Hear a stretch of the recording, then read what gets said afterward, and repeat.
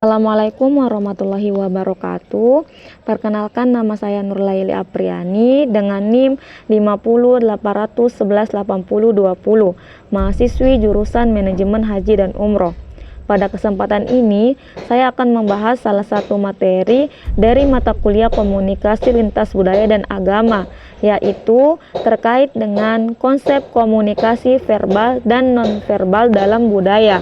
Sebelumnya, kita harus mengetahui terlebih dahulu apa yang dinamakan komunikasi verbal dan nonverbal.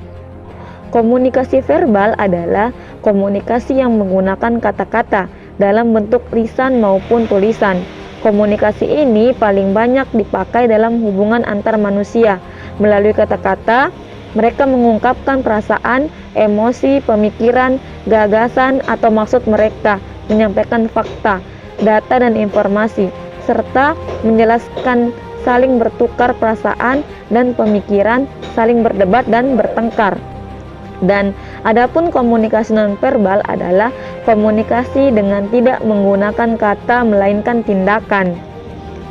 Jenis-jenis dari komunikasi verbal dan nonverbal, di mana jenis-jenis komunikasi verbal adalah sebagai berikut. Yang pertama yaitu emotive speech, adalah gaya bicara yang lebih mementingkan aspek psikologis. Ia lebih mengutamakan pilihan kata yang didukung oleh pesan nonverbal. Kemudian yang kedua, emphatic speech, adalah gaya komunikasi verbal yang berusaha menciptakan hubungan sosial. Yang ketiga, cognitive speech, yaitu jenis yang mengacu pada kerangka berpikir atau rujukan yang secara tegas mengartikan suatu kata secara denotatif dan bersifat informatif.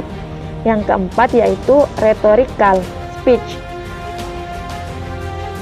Gaya ini lebih mengacu pada komunikasi verbal yang menekankan sifat konatif.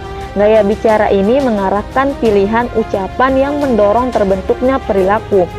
Kemudian selanjutnya yaitu metalingual speech, adalah komunikasi yang membicarakan tentang penggunaan bahasa. Dan yang terakhir yaitu poetic speech, adalah gaya yang menekankan pada keindahan. Dan jenis-jenis komunikasi nonverbal adalah sebagai berikut. Yang pertama yaitu kinesik, adalah komunikasi nonverbal yang terkait dengan posisi atau sering disebut dengan gerak tubuh. Yang kedua yaitu haptics, adalah komunikasi nonverbal yang terkait dengan indera peraba atau sering disebut dengan touching. Kemudian yang ketiga yaitu tampilan fisik, adalah komunikasi nonverbal berkaitan dengan apa yang kita punya dari lahir, misalnya jenis kelamin, tinggi badan, warna kulit. Selanjutnya yaitu artefak, adalah jenis komunikasi nonverbal yang terkait dengan sesuatu yang diletakkan pada tubuh, misalnya penggunaan pakaian. Yang selanjutnya yaitu faktor lingkungan, adalah jenis yang berkaitan dengan desain ruangan, bau, suara, dan cahaya. Kemudian proxemic, adalah jenis komunikasi nonverbal yang berupa jarak saat berkomunikasi. Selanjutnya chronemic, adalah komunikasi nonverbal yang terkait dengan penggunaan waktu. Dan yang terakhir yaitu paralanguage, adalah komunikasi nonverbal yang terkait dengan sesuatu yang diucapkan tapi bukan kata-kata. Kemudian perbedaan komunikasi verbal dan nonverbal.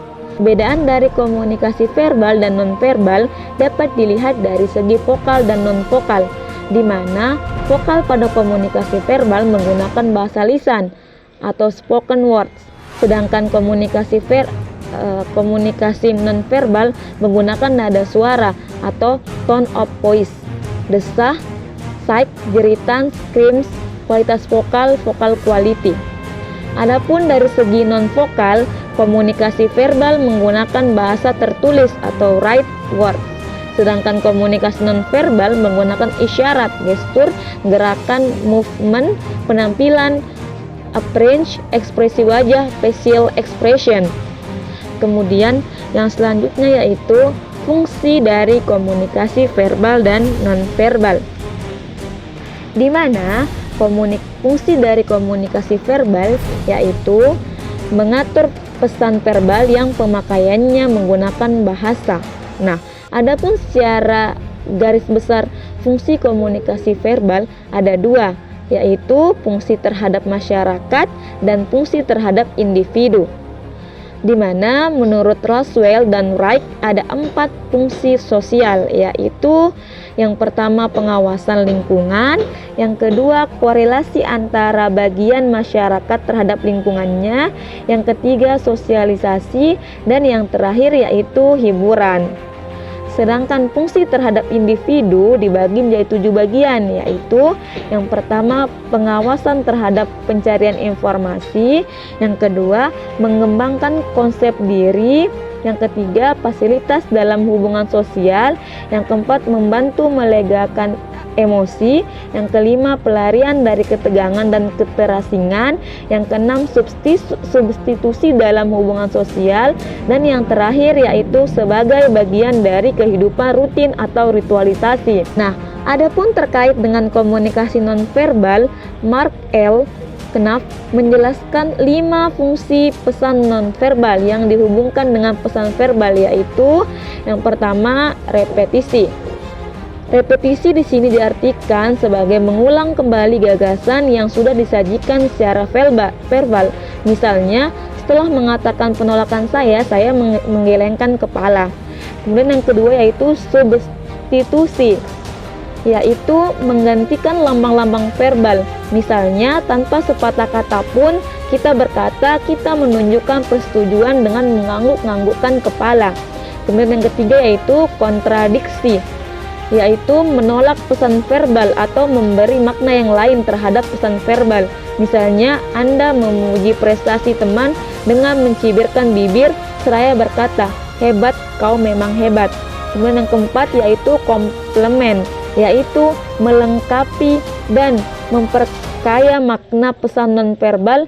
Misalnya, air muka Anda menunjukkan tingkat penderitaan yang tidak terungkap dengan kata-kata. Dan yang terakhir yaitu aksentuasi, yaitu menegaskan pesan verbal atau menggarisbawahinya. Contohnya seperti Anda mengungkapkan betapa jengkelnya Anda dengan memukul meja.